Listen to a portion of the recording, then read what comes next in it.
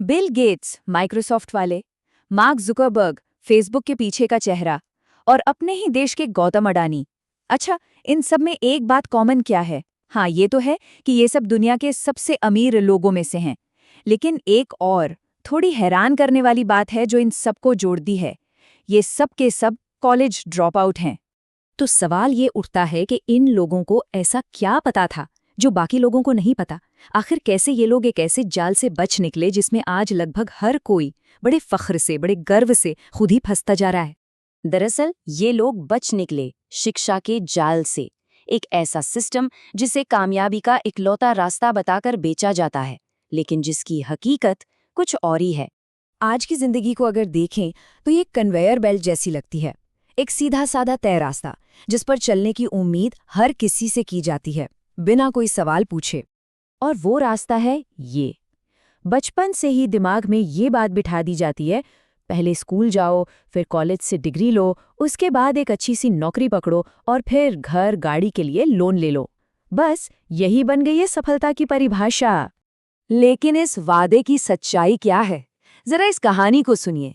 एक इंसान जिसने 18 से 30 की उम्र तक, मतलब अपनी जिंदगी के 12 साल सिर्फ और सिर्फ पढ़ाई की, 3-3 सब्जेक्ट्स में पोस्ट ग्रेजुएशन किया, बीएड किया, नेट क्वालिफाई किया और नतीजा आज भी बेरोजगार।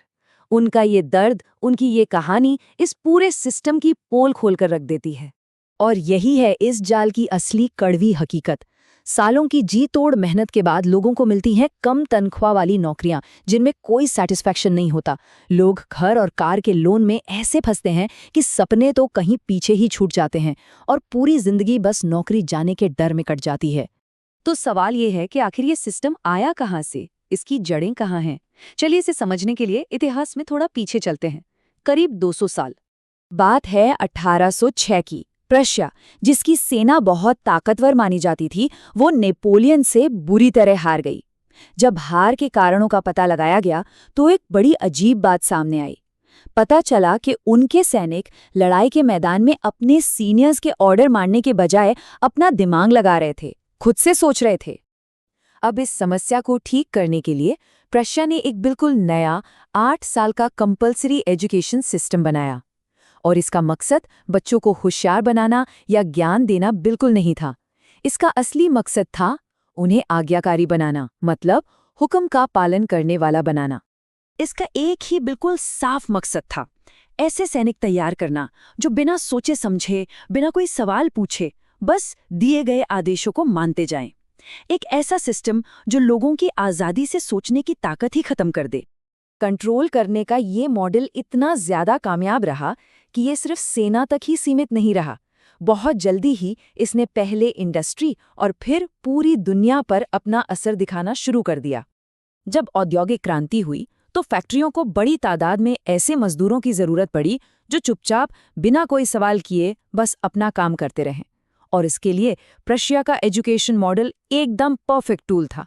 बच्चों के दिमाग में ये बात कूट कूट कर भर दी गई कि पैसा कमाने का एक ही तरीका है, फैक्ट्री में काम करना। और फिर यही सिस्टम भारत आया। साल 1835 में लॉर्ड मैकॉले ने इसे यहाँ लागू किया। उनका मकसद भारतीयों को असल में पढ़ाना लिखाना नहीं था, बल्कि ऐसे क्लर्क तैयार करना था जो ब्रिटिश राज को चलाने में उनकी मदद कर सकें। वो चाहते थे ऐसे लोग बनाना जो खून और रंग से तो भारतीय हों, लेकिन जिनकी सोच, पसंद और अकल पूरी तरह से अंग्रेजी हो। और हैरानी की बात यह है कि यही 200 साल पुराना सिस्टम, जिसे सैनिकों और मजदूरों के लिए बनाया गया था, आज भी हमारे स्कूल और कॉलेज उसी पुराने ऑपरेटिंग सिस्टम पर चल रहे हैं। और अब ये सिस्टम काम नहीं कर रहा है। जरा आंकड़ों पर नजर डालिए, ये वाकई चौंकाने वाले हैं। आज भारत में 25 साल से कम उम्र के 42% ग्रेजुएट्स बेरोजगार हैं। सोचिए, लाखों रुपए खर्च करने और सालों की मेहनत के बाद भी नौकरी की कोई गारंटी नहीं। और ये देखिए, ये आंकड़ा तो और भी हैरान करने वाला है। भारत में एक इंजीनियर की एवरेज सैलरी है करीब 4 से 5 लाख रुपए, और वहीं अमेरिका में एक ट्रक ड्राइवर इससे कहीं ज्यादा, लगभग 80 लाख से 1 करोड़ रुपए साल का कमा लेता है। इससे साफ पता चलता है कि सिर्फ डिग्री की वैल्यू अब क्या रह गई है। और ऐसा नहीं है कि ये समस्या सिर्फ छोटे मोटे कॉलेजों की है। भारत के सबसे बेहतरीन इंजीनियरिंग कॉलेजों में से एक आईआईटी बॉम्बे में हाल के सालों में 36% स्टूडेंट्स को प्लेसमेंट ही नहीं मिली। और आईआईटी दिल्ली में तो ये आंकड़ा 40% तक पहुंच गया।